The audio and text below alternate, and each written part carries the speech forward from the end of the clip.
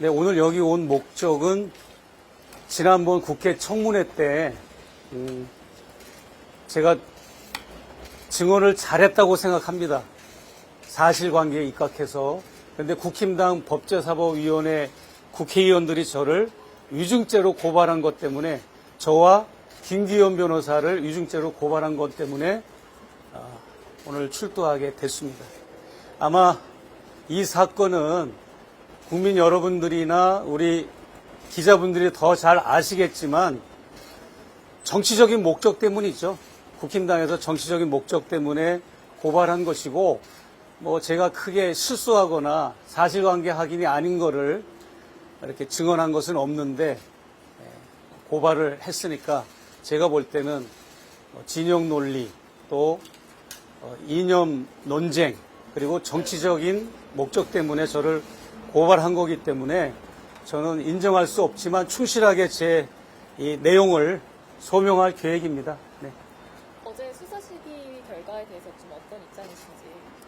예, 어제 수사심의위원회의 기소 권고가 결정이 됐으니까 검찰은 수사심의위원회 그 결과를 존중하여 잘 적용하고 그대로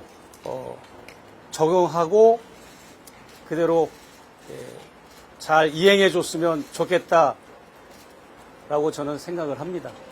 검찰이 혹시 불기소 처분을 하면 어떻게 하실 생각이십니까? 저를요? 예, 불기소 처분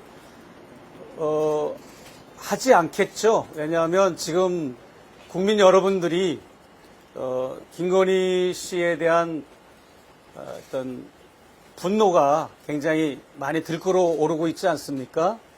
총선 개입 사건, 또 주가 조작에 대한 새로운 또 인물에 대한 또 재판 결과, 또 이번 디올백 사건에 대한 권익위의 무혐의 종결 처리, 또 검찰의 불기소 처분, 또 지난번 6일날 행했던 김건희 수사심의위원회의 그 불기소 처분, 이런 거에 대해서 국민들은 인정하지 않거든요. 그래서 저는 검찰이 더도 말고 덜도 말고 국민들의 눈높이에서만큼만 판단을 해달라. 국민들은 다 이것을 김건희 여사의 혐의와 부정부패로 알고 있는데 어떻게 국가사정기관이 이렇게 국민들의 눈높이만도 못하게 판결을 내리는지 납득이 안 됩니다. 그래서 제가 우리 변호인과 함께 이것은 언더커버 취재 차원에서 행해진 일들이지만 분명히 이것은 직무 관련성이 있고 청탁이 있다라고 저희가 입증을 했고, 관련된 영상 자료 또 녹취물 자료까지 저희가 제출해서 그 수사심의위원들에게 충분하게 납득을 시켜드렸고, 그 결과 이런 좋은 결과가 나오지 않았나 생각을 합니다. 네. 영등포소에서 건조물 침입죄 관련해서도 수사가 좀 진행되고 있는데 어떻게 이루어지고 있는지 있으신가요? 제가 건조물 침입죄로 그 조사를 받은 거는 말이 안 되죠, 사실은. 어제 우리 변호사님께서도 수심위에서 저에 대한 건조물 침입죄에 대한 그 반박을 하셨는데, 그 반박 자료 중에 어떤 자료가 있는가 하면, 제가 약속한 날짜, 시간, 장소에 오라고 그래서 간 거잖아요. 그리고 다화를 대접받고 재미나게 덕담을 나누고 저의 어떤 조언과 이런 여러 가지 대화를 나누고 사무실을 나설 때는 선물까지 받았습니다.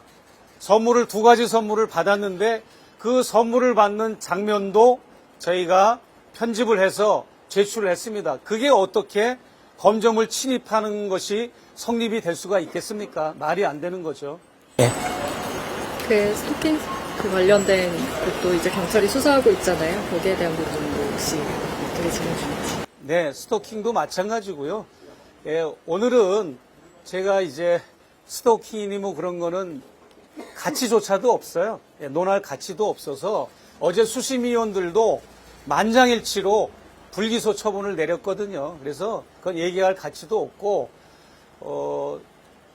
어제 우리 수심위의 저 대신 저의 변호인인 유재율 변호사님께서 들어가셔서 2시간 반 동안 충분하게 열심히 그들을 설명을 통해서 납득을 해드렸고 자료 제출을 통해서 물증을 제시했기 때문에 이런 결과가 나왔는데 거기에 대해서 우리 변호사님의 짧은 질문을 해주시면 오늘 이 질의를 마쳤으면 좋겠습니다. 우리 변호사님. 뭐 질문하고 있으신가요? 어제 그러면 추가로 네. 제시하셨다는 어떤 증거 자료가 네. 혹시 기존에 안 나왔던 부분들이 있을까요? 기존에 옆에 계신 목사님께서 원하지 않으셔서 공개된 적은 없는 걸로 압니다. 그렇지만 그건 명품백 사건에서 명품백이 들어갈 때 찍은 영상 중의 일부입니다. 좀 더 구체적으로 이렇게 어떤 영상이 있을까요? 어떤 영상이 그건 좀만 크게 좀더 네. 아직 목사님이랑 논의가 안 된 부분이라서 제가 그게 어떤 내용을 담고 있다라고 말씀드리기가 어려운 상황이에요. 예. 목사님이랑 아직 얘기를 안 했거든요. 그 부분에 대해서. 그래서 목사님과 협의가 되면 그 영상을 공개를 할 생각입니다. 예. 녹음 파일이 하나가 있고 영상이 짧은 게 2개가 있습니다. 그래서 영상 짧은 거 2개는 디올백이 들어갈 당시에 촬영된 부분 중에 일부이고 녹음 파일은 뭐 다른 부분에 대한 얘기입니다. 네. 다른 부분이라면 혹시 말씀 주실 수 있는 만큼만 좀 더 부탁드립니다. 검찰 조사에서 뭐 유도신문 방식으로 이루어졌다는 부분, 검찰에서 오히려 논리를 제공했다는 부분, 그런 부분에 대한 증거로서 제출했습니다. 네. 추가로 더 주실 말씀 없으실까요? 뭐 변호인 입장에서 뭐 의뢰인분이 워낙 말씀을 잘 하셔서 제가 추가로 드릴 말씀은 없고 수심위 결론이 있은 이상 검찰에서는 수심위 결론을 좀 존중하기를 바랍니다. 네, 이상입니다. 네, 다시. 마지막 그 청탁금지법이 김건희 여사에 대해서는 그러니까 불기소 나오고 목사님에 대해서는 혹시 기소가 나온 이런 상황이 된다면 네. 이런 부분도 좀 염두하고 계신가요? 김 여사에 대해서는 청탁금지법에 형사처벌 규정 자체가 없기 때문에 어떤 경우에도 불기소 처분이 안 나올 수가 없는 상황입니다.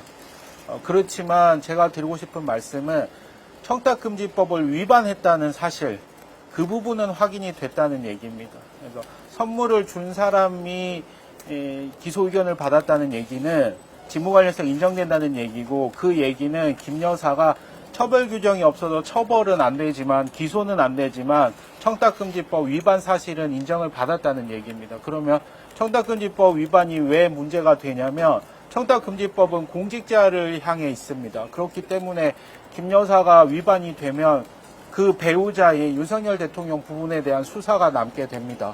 그 수사는 윤석열 대통령이 신고 의무를 했는지 여부에 따라서 윤석열 대통령이 경우에 따라서는 처벌을 받을 수 있는 그런 문제가 생깁니다. 물론 그 부분에 대해서는 저희가 관여할 부분은 아니지만 수사기관에서는 그 부분을 무시하지는 못할 겁니다. 네.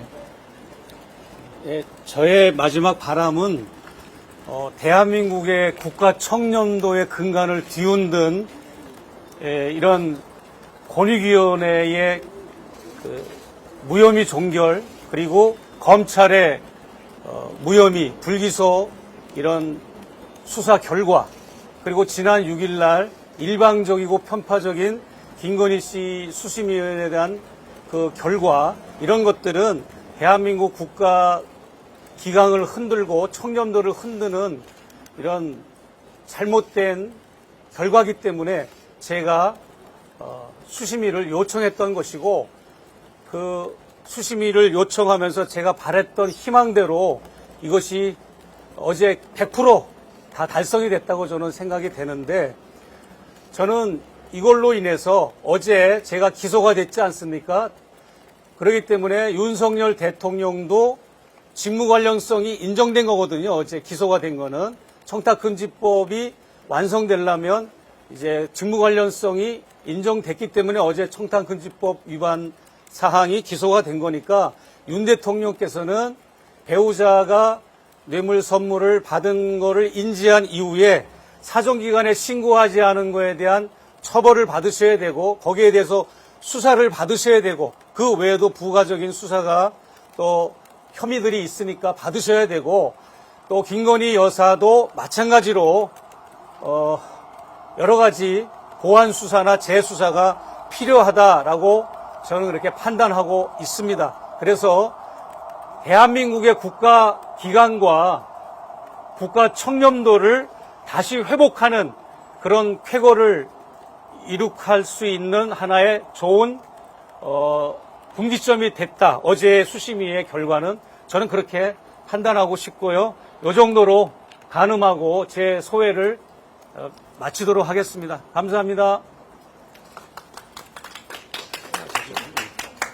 잠깐만 묵혀주시죠.